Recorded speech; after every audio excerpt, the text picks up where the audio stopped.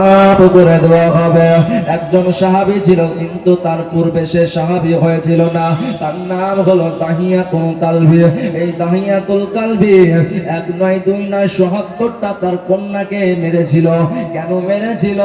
তার সন্তান কন্যা হয়েছিল বলে মেরেছিল, অন্য কোনো দোষ ছিল না, শুধুমাত্র মেয়ে হয়েছিল তাই বলে মেরেছিল।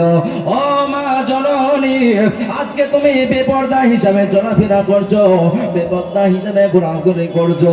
14 বছর আগে, 14.5 বছর আগে তোমাদের কোনো সম্মান ছিল না রে মা, তোমাদের দুনিয়াতে কোনো ইজ্জত ছিল না। মায়েদের যখন মেন্স হতো, মায়েদের যখন বাচ্চা হতো, মায়েদেরকে বাড়ি থেকে বের করে দিত। আমার নবী, আপনার নবী, সারা বিশ্বের নবী, কুল কায়নাতের নবী, নবী পাক সাল্লাল্লাহু তাআলা আলাইহি ওয়াসাল্লাম ওই সব মহিলাদেরকে নিয়ে এসে নারীদের সিংহাসনে বসিয়েছেন। তাই বলি মা, আজকে আপনারা এখানে ওখানে ঘোরাফেরা করেন না গো মা, আজকে নবীর মাহফিলে এসে হাজির হয়ে যান। এই দাহিয়াতুল কালবি, তার বিবির গর্ভে আমার আল্লাহ তাআলা আবারও বাচ্চা দিয়েছে।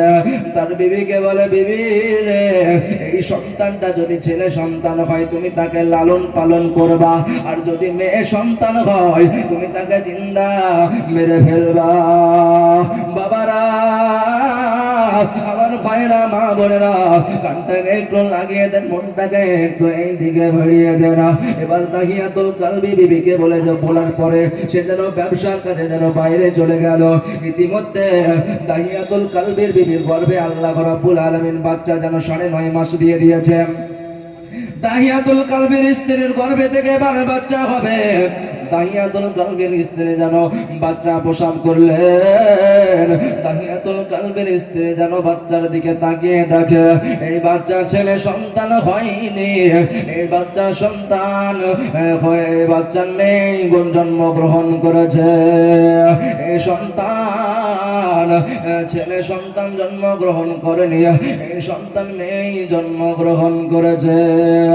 বাবারা, ও মা জননীরা, এবার যেন ওই দাহিয়াতুল কালবির বিবি যেন সন্তানকে মারতে পারে না, সন্তানের মুখ থেকে যেন সন্তানের উপরে মায়া জন্মগ্রহণ করে নাই, তার জন্য যেন সন্তানকে যেন মারতে পারে না।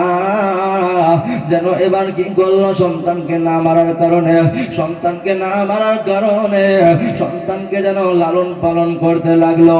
সন্তানের যেন একটা নাম দিয়ে দিল, সন্তানের নাম দিয়ে দিল জামিলা খাতুন। বাবারা, এই জামিলা খাতুন যেন দাহিয়াতুল কালবির বাড়িতে যেন 1 বছর 2 বছর এরকম ভাবে চলতে থাকে, এরকম ভাবে বড় হতে থাকে। এরকম করতে করতে ওই দাহিয়াতুল কালবির স্ত্রী, ওই দাহিয়াতুল কালবির বিবির ওই যে জামিলা খাতুন, কিতাবের মধ্যে বলা হয়েছে 6 বছর, কোন কিতাবের মধ্যে 8 বছর বলা হয়েছে। তবে যাই হোক না কেন, 6 বছরের যখন দাহিয়াতুল কালবির বিবির সন্তান জামিলা খাতুন, এই জামিলা খাতুন যেন যখন বড় হয়, জামিলা খাতুনের বিবি বলল যে, তোমার যখন আব্বা আসবে, তোমার আব্বার কোলে তুমি উঠে পড়বা, উঠার পরে তুমি তোমার আব্বুর গালে মুখে চুমো দিয়ে দিবা। বাবারা, আমার ভাইরা, মা বোনেরা, এবার দাহিয়াতুল কালবি যেন এবার আপনার বাড়ি চলে আসলো। বাড়িতে চলে আসার পরে তার সন্তান যেন আপনার কোলে ওঠার পরে গালে মুখে যেন 2টা চুমা দিয়ে দিল। বিবিকে ডেকে বলে, বিবি রে, আমি তোমাকে বলেছিলাম ছেলে সন্তান হলে লালন পালন করতে, আর যদি মেয়ে হয় তুমি তাকে জিন্দা মেরে দিতে বলেছিলাম, তুমি কেন মারোনি? কিসের জন্য মারোনি? তোমাকে তো আমি বলেছি যদি ছেলে সন্তান হয় তাহলে লালন পালন করবা, আর যদি মেয়ে হয় তাহলে জিন্দা মেরে দিবা। মেয়ে সন্তান হয়েছে, তুমি কেন মারোনি? বলছে, আমি আমার কন্যার মুখের দিকে তাকিয়ে আমি মারতে পারিনি। এবার দাহিয়াতুল কালবি মনে মনে ভাবলো, এখন মারা যাবে না, কিছু ভালোবাসার কৌশলে, ভালোবাসার মায়াতে ফেলে তাকে মারতে হবে। ব্রাদারে ইসলামিয়া, এবার দাহিয়াতুল কালবি আপনার কি করলো, বা তাকে অনেক ভালোবাসতে লাগলো। ভালোবাসার পরে দাহিয়াতুল কালবি আমার কি করলো, দাহিয়াতুল কালবি যেন এবার কি করলো, তার বিবিকে বলে, বিবি রে তুমি জামিলাকে সুন্দরভাবে সাজিয়ে দাও, সুন্দরভাবে সাজিয়ে দেওয়ার পরে তুমি তাকে আমাকে একটু গোসল করে দাও, সুন্দর পোশাক পরে দাও, তাকে নিয়ে আমি যেন দাওয়াত খেতে যাব।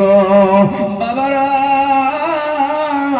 জামিলার মা দাহিয়াতুল কালবির বিবি কি করলো, এবার যেন সুন্দরভাবে গোসল করিয়ে দিল, সুন্দরভাবে যেন জামা কাপড় পরে দিল, সুন্দরভাবে জামা কাপড় পরে দেওয়ার পরে এবার যেন দাহিয়াতুল কালবি নিয়ে যেতে আরম্ভ করলো, নিয়ে যেতে আরম্ভ করে দিল।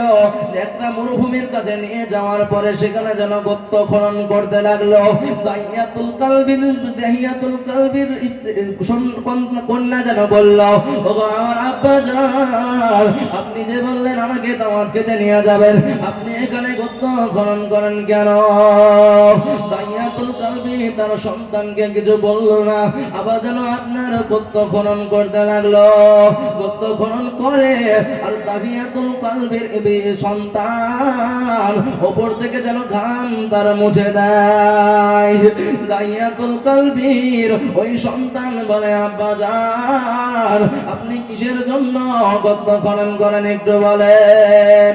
দাহিয়াতুল কালবি এবার কি করলো, আপনার তাকে বলল, ওগো আমার সন্তান তুমি শুনে রেখে দাও, আমার একটা নয় দুইটা নয় ৭৭টা সন্তান জন্মগ্রহণ করেছিল, মেয়ে সন্তান জন্মগ্রহণ করেছে বলে আমি তাদেরকে জিন্দা কবর দিয়ে দিয়েছি। জামিলা, এবার তোমার যেন টাইম হয়ে গেছে, আমি তোমাকেও যেন জিন্দা কবর দিয়ে দিব। বাবারা, আমার ভাইরা, আমার মা বোনেরা, দাহিয়াতুল কালবি কি করলো, জামিলাকে যেন গর্ততে ফেলে দিল, গর্ততে ফেলে দিয়ে মাটি ফেলতে আরম্ভ করলো। মাটি ফেলতে ফেলতে জামিলা একটাই কথা বলে, আব্বাজান আমাকে প্রয়োজনে আমি এই দেশ থেকে অন্য দেশে চলে যাব।